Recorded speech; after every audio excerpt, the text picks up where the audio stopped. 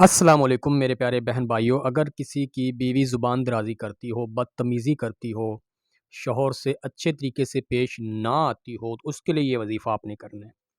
پیارے بہن بھائیوں، اس کا طریقہ کیا ہے؟ عبارت عمل آپ کو نظر آ رہی ہے۔ پہلے آپ کو طریقہ بتا دوں، پھر عبارت عمل جو آپ کو پڑھ کے سنا دیتا ہوں۔ عورت کے سر کے بال لے کے، ٹھیک ہے، ان پر 7 گرہ لگانی ہے، ہر گرہ پر 72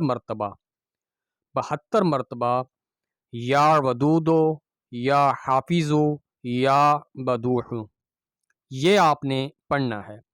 بالوں کو بہتے پانی میں چھوڑ دینا۔ بہتا پانی جو ہوتا ہے وہ کوشش کریں دریا میں یا کسی بڑی نہر میں چھوڑیں۔ بعض دفعہ لوگ کیا کرتے ہیں کہ یعنی جیسے ٹیوب ویل جو ہوتا ہے چل رہا ہوتا ہے، یا کہیں کسی نالے میں یا کھالے میں، جو پنجابی لوگ بولتے ہیں، اس میں پانی آ رہا اس میں چھوڑ دیتے ہیں۔ نہیں میرے پیارے بہن بھائیوں، بہتے پانی کا مقصد ہوتا ہے بڑا دریا یا کوئی بڑی نہر، جس میں کوشش یہ بھی کریں کہ اس میں بعض دفعہ یہ نالوں وغیرہ کا پانی نہ شامل ہوتا ہو۔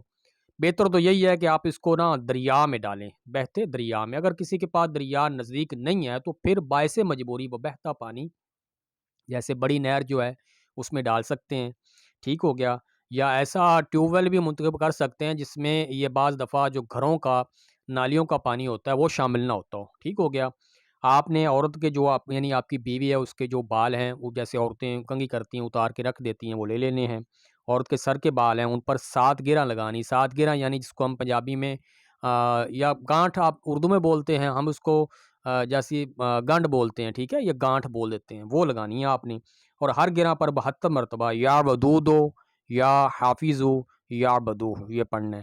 تو انشاءاللہ اللہ کے فضل و کرم سے بدتمیزی کرنا، ٹھیک ہے، آپ سے زبان درازی کرنا چھوڑ دے گی، اللہ تعالیٰ اسے ہدایت دے گا۔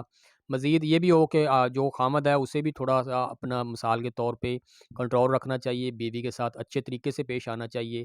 دیکھیں وہ بھی آپ کے لیے اپنا گھر بار ماں باپ چھوڑ کے آئی ہوتی ہیں، ٹھیک ہے، تو آپ کو بھی چاہیے ان کا احترام کریں، ان کی ضروریات کو پورا کریں۔ اس کا ثواب بھی ہے، ٹھیک ہے، اہل و عیال پہ خرچ کرنا جو ہوتا ہے اس کا ثواب ہے، اللہ تعالیٰ اس کا آپ کو اجر دے گا۔